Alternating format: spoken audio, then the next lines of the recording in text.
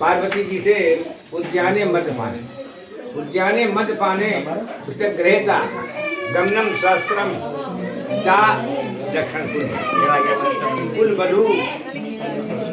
उद्यान नाम वन को कहते हैं। उद्यान नाम आदि पता नहीं। इस समय घर से नहीं महादेव जी से करने लगी कि महाराज आधी रात के समय घर में अग्नि लगे तो क्या मुश्किल से बस हो जाए।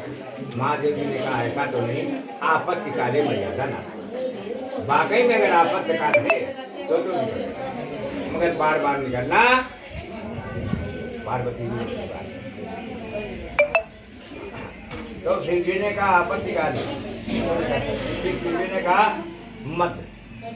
अब मद किसे कहते हैं? मद संयोग हाथी पुरुष नशाबाद दारूबाद इसके सामने स्त्री को कभी देने नहीं जाता। मद संयुक्त हाथी के सामने कभी देने नहीं जाते।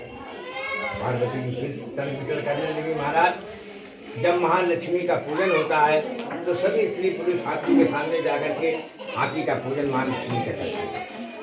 महादेव जी ने कहा करती तो है, हाथी मतवाला होता है, रोज हाथी के सामने जाना ठीक है। आएगा तो तुम्हें पूछ लगती है और पटक जाओ, मगर उसी दिन जाओ, रोज रोज जाना ठीक है।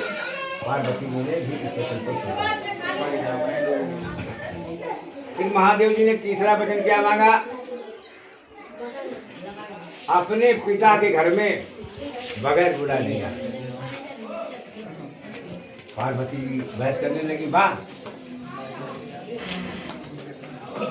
भाई के लड़का पैदा होता है बहन बगैर बुलाई जाती है, भैया दूध को बगैर बुलाई जाती है।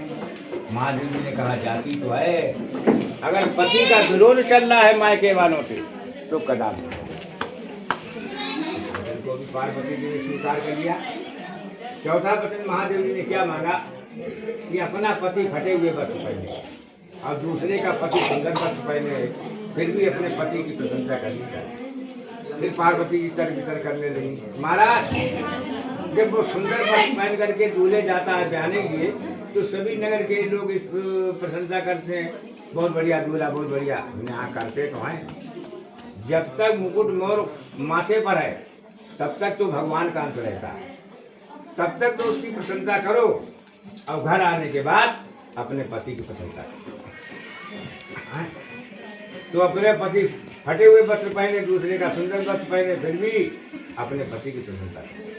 पार्वती जी ने वचन को भी स्वीकार कर लिया।